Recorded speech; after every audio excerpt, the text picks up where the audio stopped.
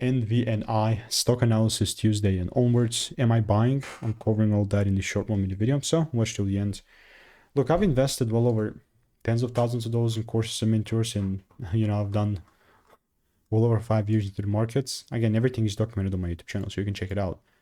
But genuinely speaking, with NVNI Group Limited, still looking to buy. Like you can see, I saw the first break, and all I'm looking for to do from here, still buy. I mean, I don't know about you, but I've even seen the first break and the confirmation, and that puts me on just a great way to keep crushing.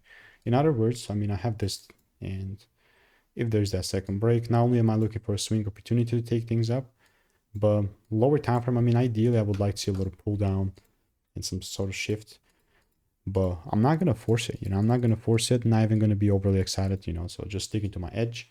And if you want to learn how I'm consistently making 5 to 10K per month trading without indicators, click the first link in the description, get my free email.